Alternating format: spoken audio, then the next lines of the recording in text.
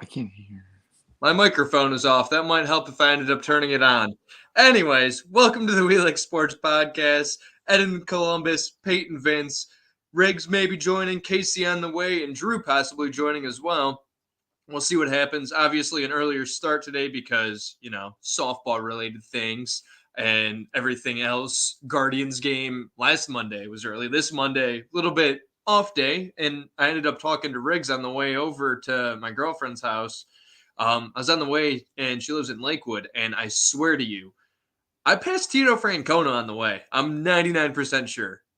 Bald head, really tan dude.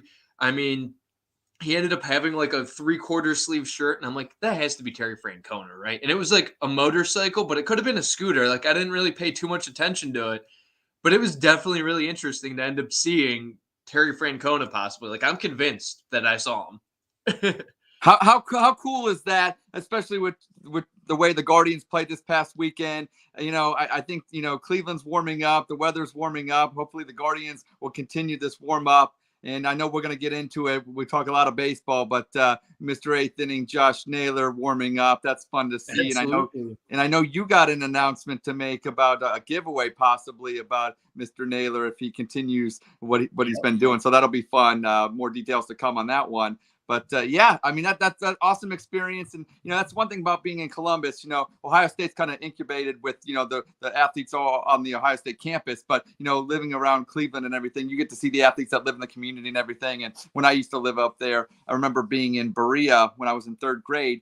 And we went for a field day there. And I saw Webster Slaughter and Reggie Langhorne. They were running and taking a couple laps around Berea and everything like that. I always thought that was a cool thing. So anytime you can see a pro athlete out and about being just a regular person, especially our skipper, what a cool day. So congratulations, Mr. Vince. What an awesome thing.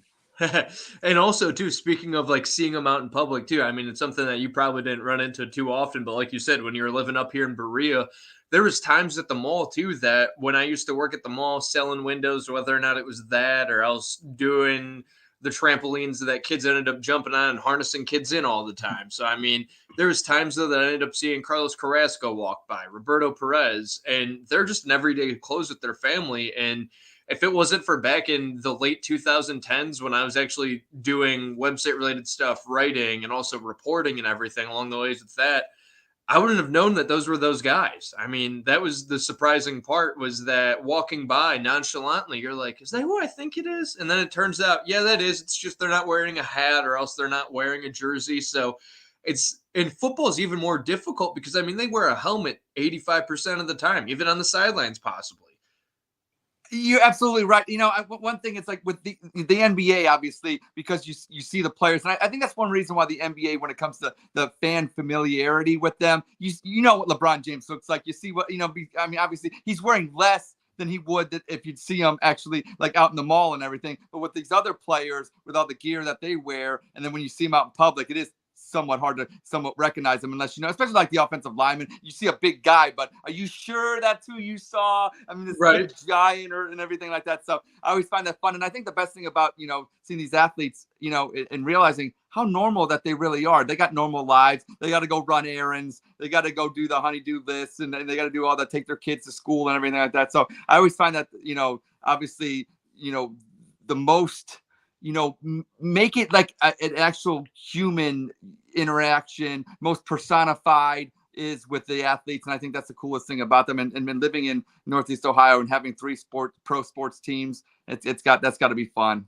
Absolutely. And speaking of the honeydew list too, it looks like Casey just finished up his possibly, and he's here to join us now after the honeydew list. I mean, I went to play basketball and I showered and I'd eat something. So that was how many points did you drop on them kids? I mean, it was just me. So I mean, I think I won every game, but yeah, it was the wind. I was fighting the wind. That was my competition. So what is the first dribble temperature down there for you today? 90, 91. Man, that's why he's wearing tank tops all the time. It makes me hot just saying that. So here, last week I wore the Lakers jersey because I wanted them to beat the Warriors, which happened. So now, I want Miami to beat the Celtics to make the finals. So my Nuggets jersey's in Cleveland, so I can't wear that until I'm back home. So maybe they'll be NBA champs, though, so then you'll have a new purpose, and you'll be called a front runner instead, possibly, with all these jerseys you end up having. Yeah, that's right. Anyways, though, we were talking about just meeting celebrities back in the past, and I mean, mainly athletes we were talking about before starting and actually getting to the meat of the show, so to speak. But we were talking about you end up running in, because I swear I saw Terry Francona today on the side streets.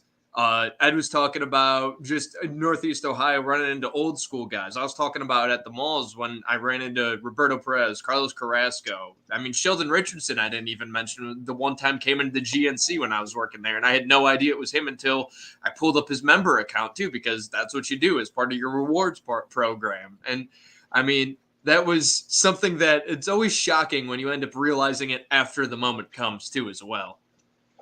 I don't think Bradley Zimmer. I met him. Got a picture with him, but I can't really think of many local like celebrities per se that I've Casey, when you go out, you're the celebrity. Yeah, that's why I don't see anybody. They see me. They see you. I would say people from wrestling, like I'd see down here at Disney. Like, okay, you know what I mean? Like I've seen people from like AIW or like that or NXT or etc. like stuff like that, or the Indies and like Kevin Owens. And I saw Lopez brothers a lot. They always are at Disney, so I've ran into them a few times. AJ Hawk, I said stayed at my resort where I work at. So, but I didn't. Aaron Rodgers stayed in the dark at your resort as well. Yeah, just information he didn't give. Yeah, right next to my office is right where that darkness retreat was at.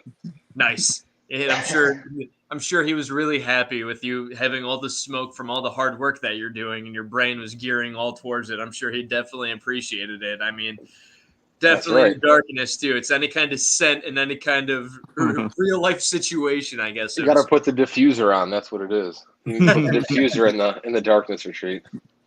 But before we end up jumping into the show, just want to give a quick shout out to Titan Nutrition as well. If you need a pre-workout protein, Casey, I don't think he ended up starting the transformation just yet. He's just showing off the tank top still. But make sure to go to titannutrition.net/We Like Sportz and get 10% off your order as well. Again, Titan Nutrition and We Like Sportz Podcast. I'm pretty sure, 99% sure, you could end up using the promo code We Like Sportz as well with the Z if you wanted to end up checking that out and you didn't want to use that specific link.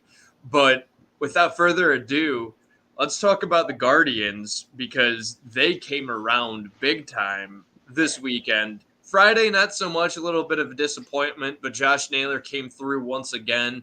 And then Saturday, same story. Sunday, same thing again. And I mean, if we're going to end up getting into it, before we do, let's use our resources. I actually have, courtesy of Twitter, Guardians Twitter specifically, Josh Naylor's 3 home runs in 3 consecutive days, all with Tom Hamilton's call, by the way. So here we go. Back out here for the start of the 8th. He fires. Naylor with a drive to deep right center. Away back. Gone. No doubt about it. Bomb to the bullpen in right center. Josh Naylor will take his time circling the bases. And the Guardians now with a 4-3 lead. Here it comes. And Naylor swings and drives it. High, deep to right, away back, gone. They're hysterical at Progressive Field. A 3-run bomb. You know what? At this point, I don't know if it was working or not or lagging. And on my end, if you got to see one of them or a couple of them, we saw 2 of them. I saw 2 of them. Okay, but anyways, you ended up having the Mother's Day one as well yesterday. 3-run shot, 1-1 ball game. And I mean, Naylor's just on another level right now. I don't know what it is. I mean, the fact that he ended up having the statement, too, that if you end up getting him up in the 8th inning, he'll end up delivering. And 3 consecutive days, 3 consecutive home runs. It is crazy that he did that. I watched all 3 games. Well, I should rephrase that. I turned off the first one. We were down with 6-2. I think it was like 3-2. Then went to 6-2, and it was the 8th or something. The start of the 8th, and I said, "I'm turning this shit off. Like I'm done." And then, of course, right when I turn it off, I go watch like a hockey game that I don't really care about. I get bored of that. Go back to see like the Guardians like end of the game to see what the score was, and it was like with we were up 8-6 with 2 outs in the ninth, bottom of the top of the ninth. So I didn't see anything that happened, but I turned it right at the end of the game to see the score. So that kind of sucks. But I mean, like on Mother's Day, I watched too. I had a feeling he was hitting another one after those last 2 like games in the same scenario. I was like, what are the odds that he's up right now? And he did come through with that, which is crazy. Yeah, I you know what I think he's trying to do? I think he's trying to keep up with his brother Bo Naylor down in Columbus, who's launching home runs for our Columbus Clippers. So, it'll be hopefully a short time before he makes it up I-71 in the big squad, because he's launching them. And to Josh Naylor, I mean, this is what the doctor ordered. The lackluster season we've had so far now, it's amazing that we've stayed in the race. I know Minnesota obviously isn't running away with it. Nobody in the Central is. Thank goodness we're not in the AL East. But these are the kind of games that we need, that we've had over the years. I remember, what's his face with, the inside the ballpark home run against Toronto. Naquin. I'm trying to forget. But him or Zimmer, one of the two. Exactly. But hopefully at the end of the year, we'll look back at, remember when Naylor hit the 3 home runs in 8th inning, and it was a catalyst to bigger and better things for this Guardians team. And that's what the team needs. It needs some excitement. It needs some infusion of fun. And I think that, and the fans need it too. We're treading water around 500, but I think this is a time where we turn the page and we start going on a 6-7 game winning streak. Keep this momentum going, and it's fun to watch. And anytime the Guardians score more than 2 runs, I mean, you got to clap. You got to clap your hands for that. I mean, that's something that seems to be of a lost art for a decent while, unfortunately, at least within that stretch against Detroit. It was just very difficult to watch overall. I mean, honestly, in my opinion. And I think that goes true with all the Guardians fans too, as well, just because you get frustrated. You don't want to see these blowouts. You don't want to see 1-run games all the time. You want to see offense. And finally, this past weekend, you ended up seeing offense. I mean, Friday night, Saturday night. I think Saturday last weekend against the Twins, they ended up scoring like 7% of their total of runs so far this year. And now this weekend, they scored some more runs. So, I mean, it's possible. And lastly, before we end up going any further with Naylor, I did find the one from Sunday as well, too, just because the other one was choppy. Regardless, we still have the film of Naylor's home run from yesterday, which was Sunday. Now the 2-0 pitch. Swung at and blasted. High, deep to right. This is gone! Can you believe it? 3 games in a row, 3 home runs for Josh Naylor, all in the 8th inning. Wow. A 2-out, 3-run homer to right with winds gusting in.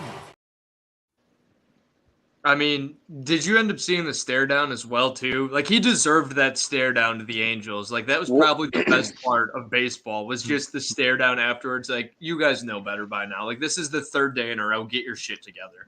They intentionally walked Ramirez before him. And if you saw, Naylor was already up to bat before Ramirez even got intentionally walked. So it was like a thing where, like, the guy in second base, 2 outs, so the guy in first wouldn't have mattered. So they walked him just to get him on, to get away from him. And then Naylor felt disrespect probably because he got intentionally walked for him to be up, hit that bomb. And if you saw throughout the game, there was a lot of hits that were deep in the park, but the wind took it back in. So for the fact that he got one out, exactly, for him to get one out of there through that wind was even more impressive too. Now, I saw a little bit when he's running the bases. I don't know. Do we call this the John Morant now when he's doing the little gun action? We'll get into that later on in the show. But things are fluid around here. Definitely, and I mean, I think going back to what Ed was saying earlier on too, with the whole entire Josh Naylor ordeal of what's going on right now. If he we ended up tweeting on the We Like Sportz podcast at We Like Sportz PC on Twitter. If you give us a follow, there's a tweet there that says if Josh Naylor ends up hitting a home run again, a 4th consecutive home run against the White Sox tomorrow, which is Tuesday, we'll end up giving away a Josh Naylor jersey. I mean, the odds of that happening, if it happens, cool. But if it doesn't happen, it's slim to none. Like that, the odds of that happening would be awesome, and we'd be glad to give away a Josh Naylor jersey just because 4 games in a row. I mean, that's ridiculous. That's video game type stats. I mean, the fact that he did this in, I think, the 8th inning 3 times in a row, that was some kind of modern baseball history that he ended up accomplishing as well. But we'll end up doing a giveaway for a Josh Naylor jersey. What we'll end up doing is probably end up having a fresher tweet, so to speak, that'll end up having retweets, likes, just to give you guys a heads up beforehand, though, and give you an idea that that is what we're thinking. If it happens, I mean, that'd be historic and give you a little bit of hope. You do end up having Josh Naylor against the White Sox, and this is right around the time last year as well when he ended up going off against the White Sox too. And right now he's just doing it against the Angels. He's a little bit early right now. But it's going to be very exciting, to say the least, to see how they end up performing against the White Sox. And the White Sox aren't doing too hot as well either.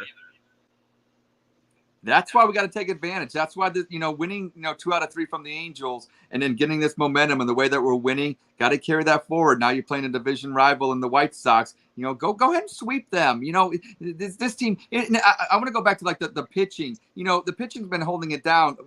Somewhat most of all year, and it's nice, especially with the young pitchers that we have, knowing that we can score runs now. They don't have to be perfect. They don't have to be, the first 4 innings if they give up 1 or 2 runs. It's it's over with now. They can go still pitch their game, especially with the young guys that we got now. It's like you can't have them going in expecting them to be perfect. They give up 2, 3 runs. Quality start. We should have enough offense to win these games now. I agree, and if you do sweep the White Sox, that is a big, a big series right there. Even though like last year, the year before, I think we were so good record-wise because we beat up on our weak division. Yes. Whereas now we're playing every single team, so those division games shrink. So you're playing tougher competition per se than you would have been playing in previous years.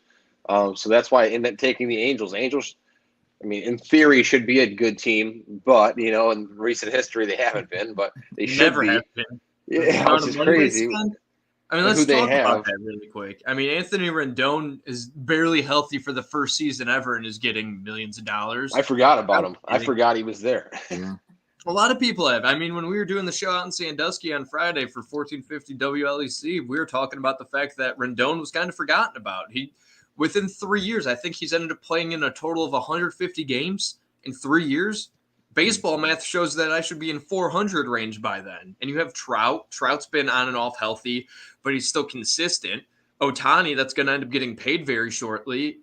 And you end up having, who else do they Urshela. Urshela now. Yeah, that's the next one I was going to mention. I didn't know they had Urshela. And, I mean, he's not amazing, but, he's a pretty tough player. So... And he was playing first base, too, as well. That was kind of the shocking thing this weekend. You had Rendon at third, and then you ended up having Urshela play first. We could have done that, because we traded him away, and we had Santana right at the time. Because Santana was, on the way out, I guess. So you could have ran Urshela as a utility infielder at all 4 positions, instead of cutting him, So I liked him, but he couldn't hit for us. Yeah, I said he couldn't do it for us he couldn't hit to save his life. Yeah. Defensively, he was great, but he couldn't hit. And then same with Yandy Diaz. Yandy Diaz was, couldn't hit really that much with us, and then he goes to the Rays, and he's a real good player now. So it's interesting how when we don't have spots for these guys, they get chances somewhere else and they blossom. Or like we talk about Francisco Mejia a lot, he goes the other way, right? He had the big notoriety, and then he went nowhere. So you could end up talking about Clint Frazier as well as one of the guys. Yep. You could end up talking about. There's another one that came to mind before. Justice Sheffield is another one that was a big one. Who did they trade for with? Was it Sheffield and what's it called for Miller? That was also Frazier? A trade with Santana. It was that 3-team trade that Sheffield ended up getting Santana back to Cleveland because Sheffield played with the Mariners, I want to say. Like there's some Pomeranz too was another one that we Alex White and Pomeranz, they go hand in hand. I mean, there's so much you could end up looking back at that too, but you have prospects that don't pan out. I mean, like right now too, if you just look at it, Daniel Espino, if you could have traded him for Sean Murphy right now, would you rather do that just because Sean Murphy's healthy and the catcher position is really lacking right now? you can't really control the fact that you would have known he would have gotten injured, and he still has a lot of potential, but you also have Bivey, you have Logan Allen, you have Gavin Williams, you have Tristan McKenzie still in that rotation that's going to be an ace of the future. You have so many options. Parting ways with one of them might not be a bad idea, but also you have to end up seeing what you got to, and I understand what they're doing with that thought process as well. Peyton, was that you with Scott Steiner on Sirens behind you, or was that Ed in Columbus? I was me. Scott Steiner was he's getting ready to walk through the door here. That's what I thought. I heard. I went for the holler if you hear me coming out of the block is not hot in Columbus. The block's not hot. Okay. I knew that must be in Old Brooklyn then. Scotty's not ready with the genetic freaks. That's right. I think I'd end up getting a lot of those out there in Columbus. All the genetic freaks, and they're not normal. Yeah, that's right. For that, Arnold's always in Columbus. Oh, geez, yeah. When we have the Arnold Classic, that's right. Yeah. Well, Casey, with your guns, I mean, you got me. Come on. Correct. Yeah, I'll fly up next year for the Arnold then, I guess. Big Papa Pump. That's right. But anyways, though, going back to the Guardians, though, I guess going into the White Sox, the way we look back at it last week, having the struggles with the Tigers. I mean, we were talking about during the show last week, one of the catchers, Zaninos, played Jimenez that ended up getting the ball tag, so to speak. And that series ended up being a sweep. It was rough to watch. I mean, it wasn't a good series overall, but they ended up playing the Angels really well. Are we in a more positive mindset right now compared to last week with the Guardians than we were a week ago? Especially offensively, at least, if we're looking at it that way. I mean, look at Rosario. Remember I talked about it before where we talked 3 weeks ago, I think, about how bad he was, how slow the season is, like he's not doing anything. And then now he's hitting maybe 270, I think I saw. Yeah. And he's got like, I was going to say, yeah, he's got more than 2 hits in like however many games. Like it's the same with Zunino. You know, he started off kind of slow. We talked about how bad he was whenever CJ was on. Josh Bell. You know, like the guys that we were complaining about talking about how slow they're starting. Now look at them. You know, they're performing. So that's kind of the big thing is when we get the whole team, you know, together, because we always are used to Jose Ramirez starting hot to start the year and then getting kind of tired because he thinks he has to, you know, carry the team and only be the one that scores. He's trying to hit home runs instead of hitting for contact. So the earlier we get the guys all on the same page, you know, and good, then that's where Jose likes to go into that kind of the slump that he goes into in that middle towards the end of the year. Ed, what are your thoughts? My thing is this: you know, chicks dig the long ball, but so does everybody else. And the way that we're winning, you know, I think that home runs are one of those things where, you know, I know Josh Naylor's, you know, the major, you know, contributor right now with those, but I think that, you know, now that he's hitting them, I think that hopefully Bell will start hitting them. You know, I think it's contagious a little bit. And I think that, you know, the infusion that and the excitement that the home run brings, especially these comeback home runs or these games tied. I mean, not that you see the crowd. And also, too, you know, I'm one of those people where, you know, the crowd on the corner of Carnegie and Ontario has been always a big advantage for the Indians/Guardians. And, you know, winning a 2-0 game. I remember going a couple of years ago, saw Kluber win 2-0. It was great that they won 2-0, but it was kind of lackluster. And I think that especially with summer, you want some fun, you want to see some runs, and you want to get the crowd excited because, you know, nothing's better than a 4-4 game going into the bottom of the 8th inning and they hit a 3-run homer and you win. You know what I'm saying? There's nothing better than that. And I think that's what Cleveland needs. And I think that's hopefully what this team's going to deliver. And I think Josh Naylor, tip of the cap to you. Keep it up, my man. I think that's the best part overall, too, is that this past weekend you had flashes back to last year and what they always ended up knowing and building off on how to win. And I think I ended up saying, I don't know if it was a fan specifically on Twitter or if it was one of the media members, but they ended up saying, though, that I want to say Naylor ended up thanking Jose Ramirez's leadership, a.k.a. taking that intentional walk, being a problem essentially in the lineup, to end up having that a couple times that it went to Josh Naylor next. And Josh Naylor has wanted this moment a couple times. He's a dog. Josh Naylor's a dog. I love guys that want that moment that, like to Casey's point, he felt a little disrespected. Like, you're gonna, you know what I'm saying? Like, you're going to walk this guy to get to me because you don't think I'm as good as, and look, Jose Ramirez is great. And obviously if you'd ask Josh Naylor, who's a better player, obviously Jose Ramirez is a better player, but you know what? I like that in him. He took it a little bit personal and he took it out on the baseball, and we got a nice victory on Mother's Day. And I got the pink tie because it's one day past Mother's Day, but it's always Mother's Day. So shout out to our mothers out there. We love you. Happy Mother's Day. I agree. Spread the cheer. Highlighted cheer. But my question though is, what do you see us going? Like, what do you think our end of the year we're going to end up at? Or do you think we're going to be wild card division first? First place. I think what's going to happen is we're going to figure it out. And this division is not very good.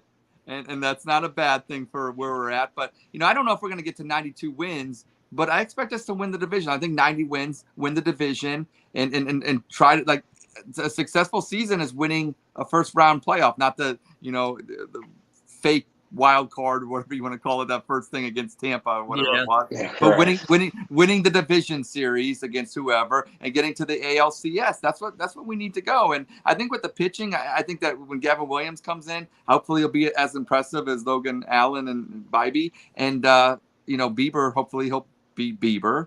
And Tristan McKenzie's coming. Our rotation is stacked. I mean, all we need to do is score 5 to 6 runs a game, which I don't think is asking too much. And it's going to be really hard to beat us. I mean, you look at Bibee, who ended up only giving up, I think he was considered the one earned run he ended up getting stuck with. But, 7 strikeouts, 7 2/3 innings. And this is only his 3rd start, too, or 4th start overall. He's kind of proven himself early on, too, that he could at least hang around in the big leagues. Logan Allen, and this is also, Bibee's coming off the fact that he had a bad start as well the previous time and got kind of shelled against Detroit, and it was a struggle to go through. And he had to go through that, and he came back and answered with 7 2/3 innings. He ended up should have been the W, but it was a no decision. But, same thing with Logan Allen. The last start he dealt with was similar. It was tough. He ended up having to deal with his comeuppance, so to speak. And from there, hopefully he capitalizes as well. And if you end up having such a good problem with the rotation, so be it. And you also end up having George Valera knocking on the door, possibly playing in center field right now after being off the injured list. You have Bo Naylor, like you mentioned earlier on, Ed. He's knocking at the door. His throwing out percentage, I want to say, is really low, but somebody, I want to say it was Justin Latta, ended up saying that his throwing out rating is so low because his pitchers aren't helping. So obviously location of those pitches in the big leagues, that could transition a little better. You don't know. That's still something they have to transition with. But it's very impressive. And you end up having Bo Naylor instead of Zunino, because who knows? Zunino is out 2 games because of neck stiffness. Is that long-term? Gallagher isn't the answer. I can tell you that much. When he's showing his statistics and they're saying his height, weight, his hometown, and they don't have his actual statistics, That's a good point. What do you, David Fry? We were talking about him. I didn't know who he was last week. He played catcher one of those games. Yeah. But I have a question going back to before. Jose Ramirez, do you think he's clutch? When you think of Jose Ramirez, they always intentionally walk him when there's any scenario when there's a guy in scoring position and it's a tough spot. But I don't really think in my head of many moments of Jose Ramirez being clutch at the end of the game. I'll let Ed go first on this one. I think I remember the first fake off playoff game against Tampa when he hit the home run when we really needed it in the 6th inning, I believe. I think he's a great player. I think there's some players that look at Mike Trout, never got obviously a lot of postseason action. So is he a clutch player? It's same with Myles Garrett. Sometimes does he get a sacks in the 4th quarter compared to? I think you need everything to attribute to the win. But to answer your question, if I have to be honest, either you're clutch or you're not. Getting the intentional walk isn't a bad thing. It can only have. I think that he could be clutch.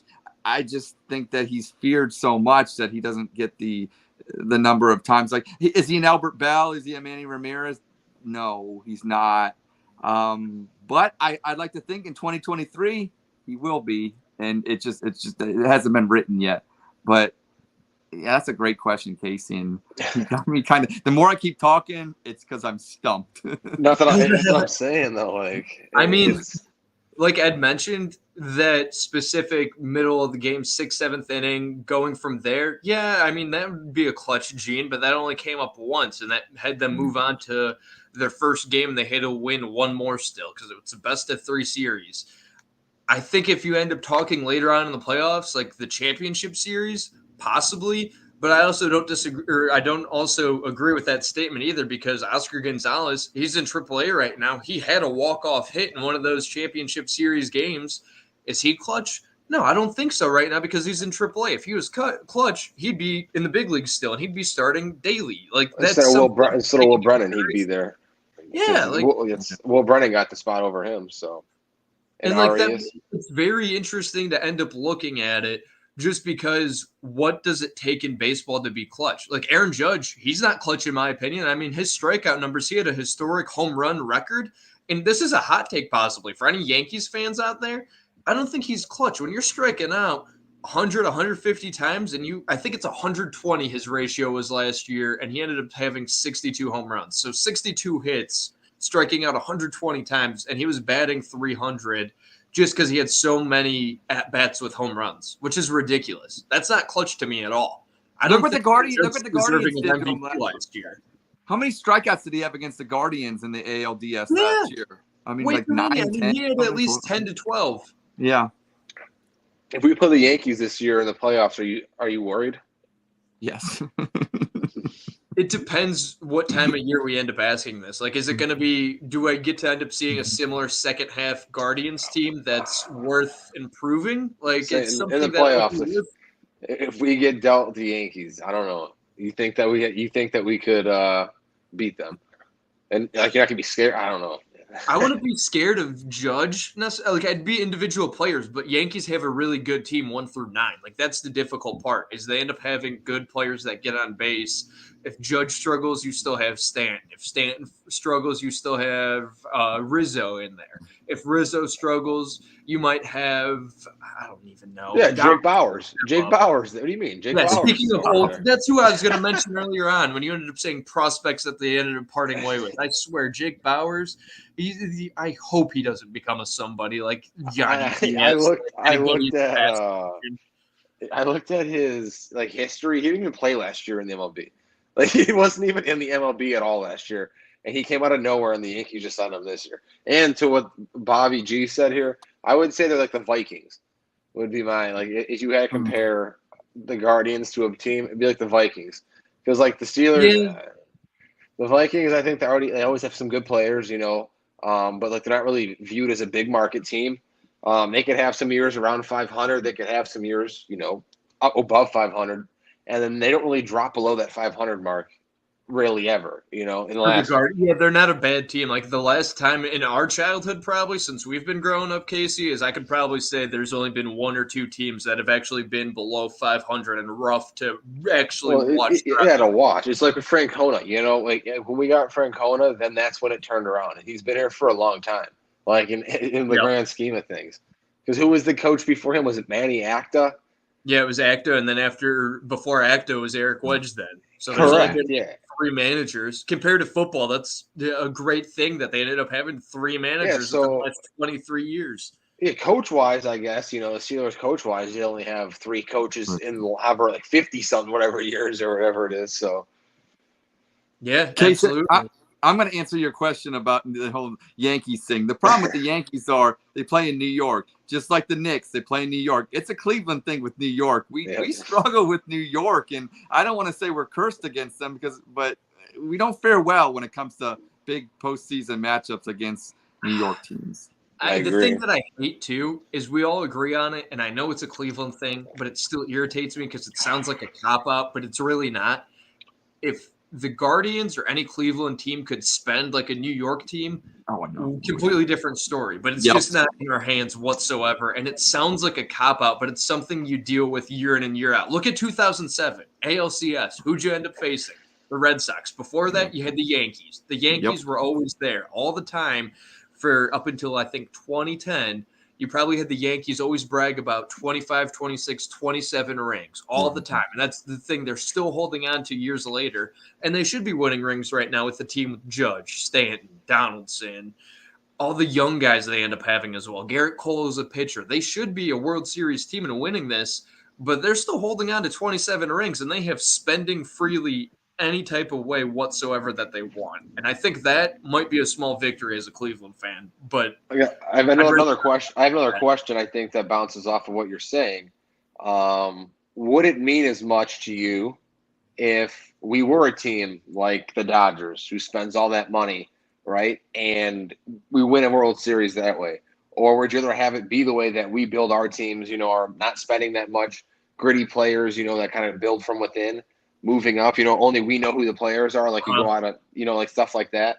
Would you prefer to win one that way or not? Like, what would you answer that first, then we'll throw it to Ed, then me, because I want to see what you think about it too, because I already have the answer, and it goes back to the 2016 NBA championship. So what would it mean more to you than if the Cavs would have won this year or 2016? Because again, we don't have exactly. That's what I would say. 2016 didn't feel like I did anything. I got emotional. I still enjoyed the championship. But at the same time, though, I knew that LeBron was there. Eventually, it didn't seem like it was a reality. But more and more, it seemed like it was more of a reality that they could win a championship. And I would much rather, if the Indians would have won in 2016 and been in the same position as the Cavs were, I could guarantee you I would have been crying as soon as that final out came. I got teary-eyed with the Cavs, don't get me wrong, but I'd be crying and I'd be so happy, and I'd feel like I'd actually accomplished something as part of that team just because you threw in as a fan essentially blood, sweat, tears. You had Rajai Davis's home run in the 8th that ended up changing momentum completely. Then from there, if they could have ended up securing it or getting one more run in the 8th, it would have felt like butterflies, like it was the first day of school ever, and you're going through everything, and you feel like a little kid again. Like, that's how you'd feel if I think they would have won compared to if the Cavs won in 2016 compared to now. Donovan Mitchell on the team, and having, even last year, they had a whole unit as a team, and I think that's where the Cleveland way is initiated when it comes to sports, and that's why we deal with what we deal with. It's like the first hand job you got. Just like the same thing with that. Uncensored.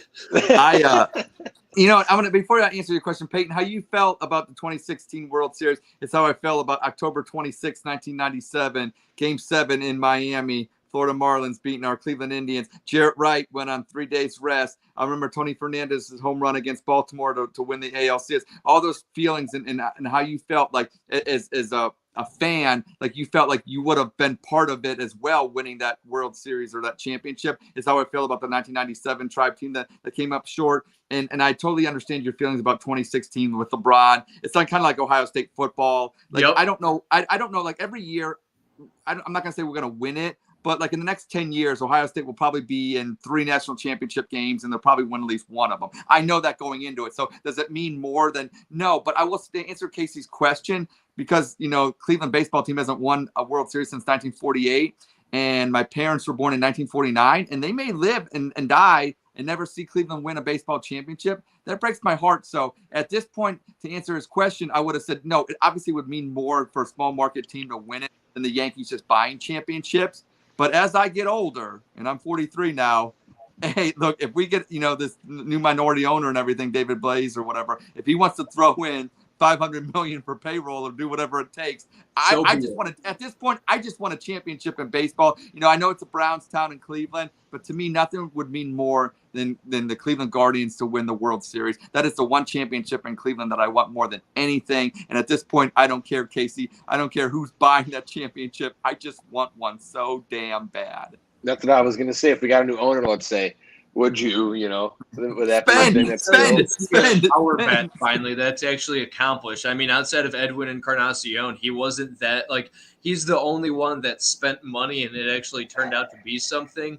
I mean, Swisher, Bourne, Giambi. I mean, Napoli. Napoli and Giambi were rentals.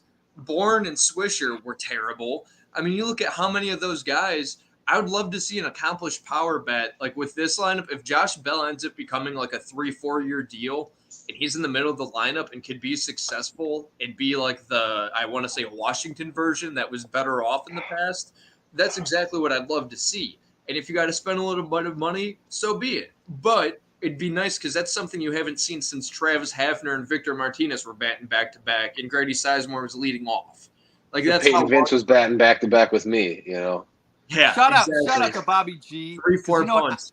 I love when we win our division titles and you buy the AL Central Division championships. But to Bobby G's point, I want a World Series championship hat and T-shirt. And the fact that the Marlins never won the NL East, but have 2 World Series wins, that even breaks my heart even more. So shout out Bobby G. Great fact, but I don't know if you're making me feel better today. You're making me feel worse about myself. Yeah, thanks. But do you guys have anything else to add about Guardians talk, or do you want to head on over to basketball and we'll talk about the conference finals that are now set, and we could also talk about Jayson Tatum as well, obviously. Yeah, I'm sure I'll have some questions to ask. Let's roll on to the association. All right. But before we end up rolling on to the association, shout out Uncle Joe the Black Bookie, Snooze You Lose podcast. Make sure to check them out. Website every Sunday. We Like SportsPC.com. You got the Sunday Snooze You Lose pick of the week.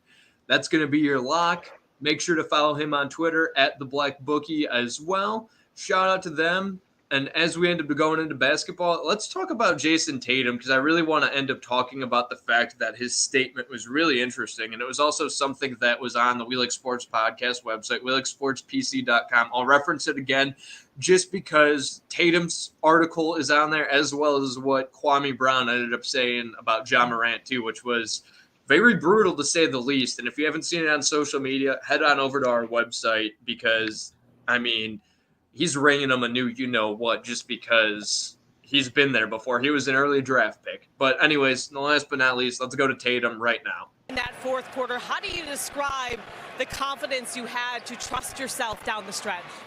I'm one of the best basketball players in the world. Go through struggles, go through slumps. It's a long game. And, thankfully I got some great teammates that held it down. Brogdon, JB, Smart, Al. And they all trust me, right? They tell me keep taking great looks. It's going to fall. Keep impacting the game in other ways. And all that mattered was we won this game, right? Give ourselves another chance, come back home, for Game 7. I mean, the thing is I don't like the way that he said that in Game 6. But after what he did in Game 7 yesterday, I mean, he had, 51 points? He ended up leading the scoring for the first 3 quarters. Crazy. Hard to argue with him.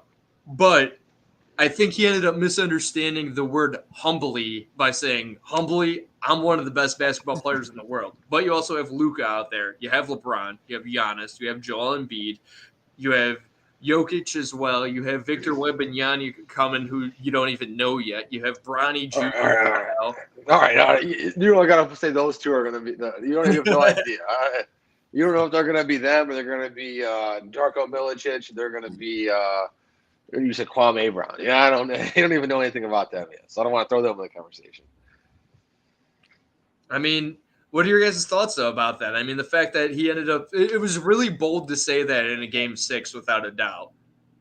Well, it was really bold of Embiid to say what he said after Game 7 where him and Harden sucked and the rest of the team did their job, and then he said it's a team thing, not it can't just be me and James that carries his team. So, I mean, that was a pretty bold one, too, that I think – one now that they won Game 7, so that what Tatum said, is not going to be a freezing cold take. And then if you look at what Embiid said, I mean, that's taking all the flack right now. So, and I mean, are we just at the point right now looking at basketball? James Harden, when it comes to crunch time, you want to talk about his Jose Ramirez clutch? Yeah, James Harden. Is James Harden able to just play under pressure because Doc Rivers too? He can't. He's not. I mean, the 76ers, this is the thing that I realized today earlier on. You have Jimmy Butler in the conference finals again. A long time ago, believe it or not, he was part of the 76ers and was in a playoff run with Ben Simmons. It was Butler. It was Embiid. That team has ended up just destroying itself from way back when and trusting the process. And now you're looking at Butler against the Celtics. You have the Nuggets against the Lakers. And everybody's talking about this was the matchup during the bubble in 2020, 2021. I mean, there's going to be a lot of buzz around this playoffs just because what's remaining, there's a lot of talent out there. Absolutely. I want to speak of Tatum. I give Tatum the benefit of the doubt. He seems like a nice guy. I think that he probably misunderstood or said the word humbly, and then he went into what he said. And I don't think he's a bragger by any. I mean, he put up 51 points. He let his playing do the talking. I like Jayson Tatum. Somebody like Embiid, for instance, though, who I think he was a cheerleader for his own MVP award that meant nothing come playoff time. He's been a guy that's never made the conference finals. Pair him along with James Harden, Mr. Anti-Clutch. I mean, so the 76ers, I don't know what you do with them. And then to Casey's point, Doc Rivers on top of that, since he won the 2008 NBA championship with Boston, he's done nothing. I am kind of interested, though. Would you guys take Doc Rivers in Cleveland over JB Bickerstaff? Just saying. No, fair enough. I'm a big Bickerstaff fan, so.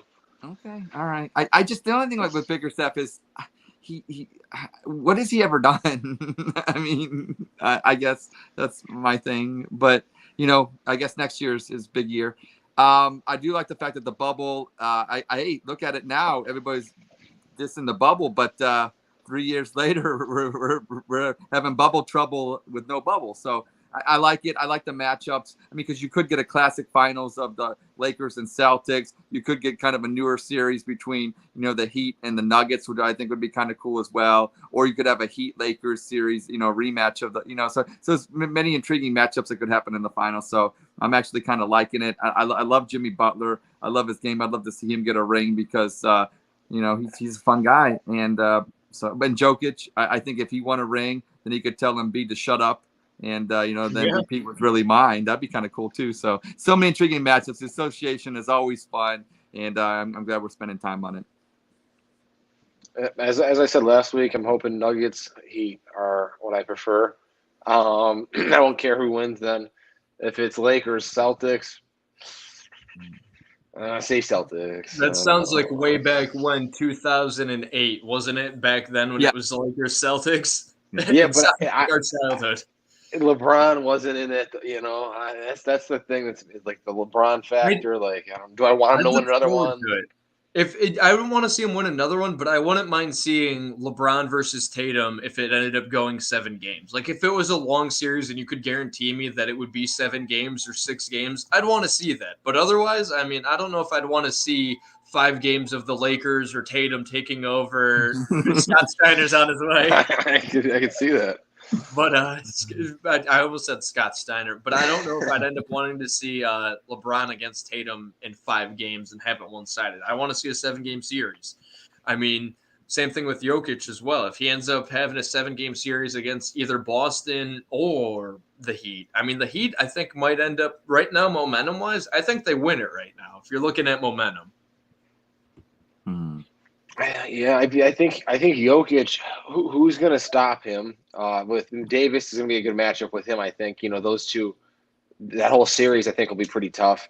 And seeing who matches up with LeBron in that series, and then I would say if they do win and they make it to the finals, right? You have the other Eastern Conference. Eastern Conference is the Heat and the Celtics.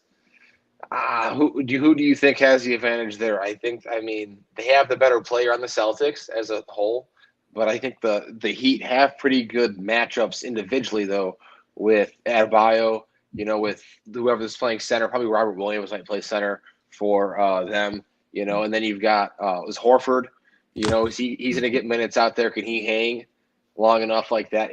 I don't know. I think that the shooting of the what's it called? The Heat as well is pretty lethal if they're on. And then having Lowry's experience of being with the Raptors for how long he was and making it deep in the playoffs, I think having him there is a good one. So I could see all those going either way. I wouldn't be shocked with any matchup in the finals. The X factor is Eric Spoelstra. When he got the job in Miami and took over for Pat Riley, I always thought, who is this kid? And Pat Riley knew Eric Spoelstra. He's going to be a Hall of Fame coach. That guy is a heck of a coach. And I when he first came into the league, I'm like, who is this guy? And Wow, he's impressed me every year, and as the Heat went up and down over, when they got LeBron, they lost LeBron. Is it just because of LeBron? Is he the reason why he's so good, or is it like exactly after LeBron? Yeah, I mean, I'm a little scorned. I want to say this: if LeBron wins another ring, look, as a Cleveland fan, as a native Clevelander, look, I love Ohio State. Urban Meyer went down to Florida, got the Gators 2 rings, came to Ohio State, got us 1 ring.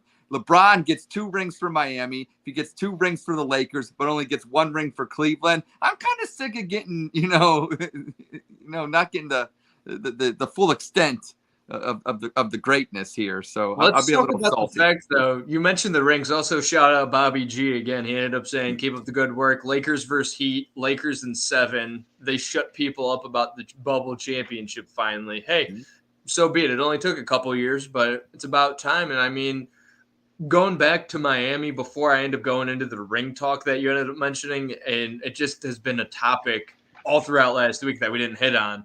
But you end up having Tyler Hero might end up playing in the Eastern Conference Championship at some form. Not game 1, that's been confirmed.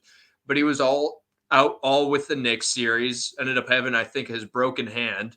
Now he might end up actually playing a little bit. How much of an impact, if he does make an impact, does he have for the Heat then? But going back to the ring talk that frustrates me is the fact that you had Patrick Beverley and I think it was Russell Westbrook. Both were talking about if the Lakers win a ring because they were on the Lakers in the first half of the year, do they end up getting a ring as well? This goes back to like way back with Varejao when he ended up going to the Warriors and got a ring with them instead of the Cavs. And the Cavs ended up having one of their guys, I think, got one in the mail or something like that because they got traded away. It's like, what are the thoughts on a ring? Should you be with the team like when they win it, you end up earning it that way? Or if you were once a member and halfway through the year ended up coming onto the team, or if you ended up having the first half of the season? Like there's 3 different variables. You could be a buyout player, you could be traded after the deadline and end up getting a ring, or else you could be on the team at the start and obviously get one, which is just normal. I think you have to be on the postseason roster. Yeah, like that's fair then. I mean, I wouldn't even want one. Like, I mean, I guess it'd be cool to get one. You could pass it on to kids, but you can't say you won a ring. Like you can't say you're an NBA champion if you're not celebrating or sipping champagne on the floor that night or in the locker room. Like I kind of hard to think to recognize one as a champ. Now I know each in the organization, the rings aren't given out by the league. Each team gives out the ring, so it's up to their discretion. But I'm with you to be looked upon as an NBA champion or whatever champion of whatever league you're playing in, you got to be on the postseason roster. All right. Devil's advocate here. We've got Cavs at home. We'll understand this one. So Sam Merrill, do you think he should have gotten a ring over?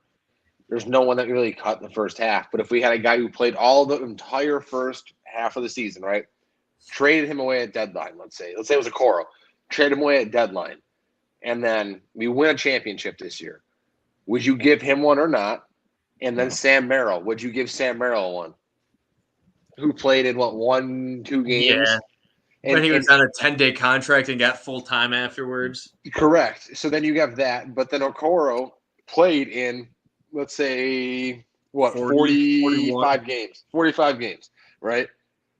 I think the deadline is farther in the season, maybe 50, 50, 55, and then before that, I think it's not the middle of the season in the NBA. So you have that 60 games in usually, and 20. That's what I'm saying. So you got like 55 games that Okoro played in, affected, etc. And then you have Merrill who played in 2 games that didn't matter because it was blowouts. And they didn't play the entire postseason. Casey, if Okoro hit the game-winning shot, I still wouldn't give him a ring. How about that? and if we're going by contract talk, Sam Merrill ended up having the contract. It states that he's a full-time player, so he deserves having one then, I guess, right? Rings for everybody. Ring, you get a ring, you get a ring, you get a ring, you get a ring. We'll give a ring doorbell, too. State? We should get that picture. I can get a picture of you, Pate. Remember that one with your ring on Facebook? Remember that? Which ring? I don't know, but I called you Flan Man, and then like the way back my class ring, way back when. Yeah, that one. Anyways, yeah. before we end up closing the show, it has to get recognition, and we'll end up probably talking about it next week. I think we could do this again, 5:30 to 6:30 once again. Podcast again coming out Tuesday morning, 8 a.m., Apple, Google, Spotify, Stitcher, so on and so forth. Stay tuned this week as well for the We Like Softball podcast, I believe happening either Wednesday or Thursday this week, so stay tuned. But again, go to the website, WeLikeSportsPC.com, see what Kwame Brown ended up saying about Ja Morant. But let's talk about the fact that Ja Morant's in trouble once again, 2 months after his first incident. How many chances does the NBA give him? Because I looked into the details with this too, and I think it was pretty stupid. At one point, they said they ended up suspending him indefinitely. Then they came to an 8-game suspension, but he ended up missing 6 games, so he already had time served, had only 2 games he had to end up waiting for from his suspension once it was finally ruled. And now look at him. Off season's here. He's on Instagram Live, his buddy is, and he's flashing a gun for the second time, this time out in public and not in a nightclub. I mean, he's 23, 24. Casey, how old are you? 25. How much do you know better? And a year ago, how much did you know better? I just don't understand. Like, You get paid millions of dollars. that's what I'm saying. Like, people are just so dumb when it comes to this stuff. Like, I mean, that's don't something understand it. The one thing I could say, because there's a lot of things that Kwame Brown said that I shouldn't say and repeat, and I'm not going to. But he ended up saying, though, he goes, I've heard of NBA Youngboy, the rapper. You're an NBA dumb boy because of you giving too much millions that you're getting paid by owners. And you're essentially saying, you're giving me too much money. Take some of this back with all these fines, the dumbass actions he has. I mean, that's frustrating. I mean, Josh Gordon. Yeah, but like of the NBA, that's the best comparison, I guess. That's what I'm saying. I just don't. It's crazy. So much talent that the people have, and then and then with the Grizzlies. Oh, we're Dylan. I hate Dylan Brooks, so it's not me. But we don't want you anymore. Like no matter what, etc. You're the problem here. Are you sure it's not Morant as well? Are you sure it's not the culture he's setting there isn't much better than Dylan Brooks? Is that just the team's identity? And the owners don't like how the team acts, but I don't think it's a one guy thing. That the way the Grizzlies are, I think that's a team. The whole team are kind of like that. I mean, before Ed ends up giving his thoughts on that, just remember what you said. I think it was on another podcast during the trade deadline.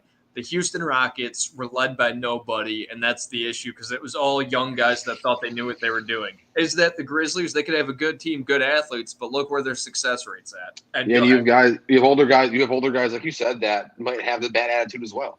So yep, it goes from top to bottom.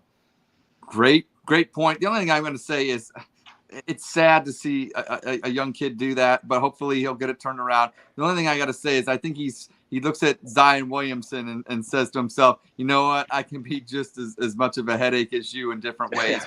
I got to ask you guys real quick, if you had to pick right now, Zion or Ja, who are you taking right now?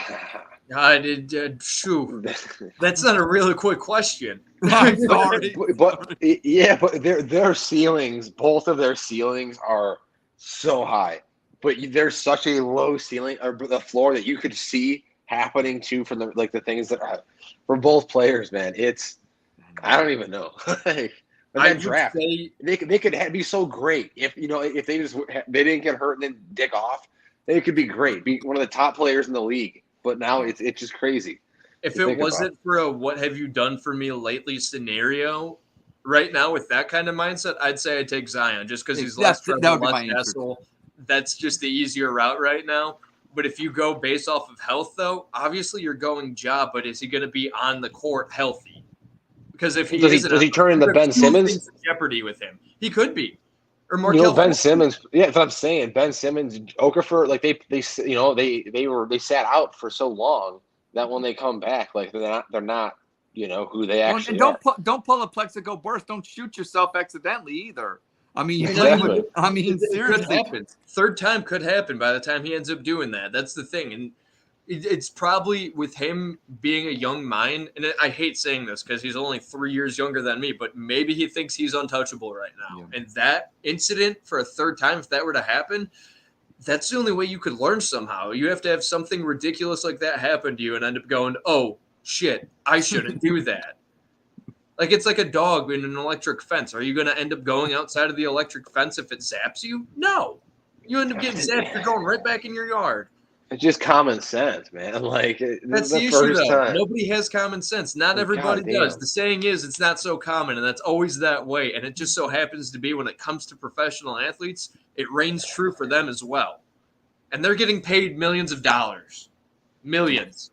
John Morant's getting paid like $200 some million right now. And they're not going to college for knowledge. They're not going to college for knowledge. You don't need when you're making that much money, you don't need a gun. You have a bodyguard. You don't need a gun. You're exactly right. I mean, there's so many variables. And I think this is something, too. I hate to say it. I want to have belief in him, and I don't wish him anything consequential. But I wouldn't be surprised if in a week we see him in the news again, and next podcast we're still talking about him just because another NBA player is commenting on him. He's having another issue. It's this, it's that.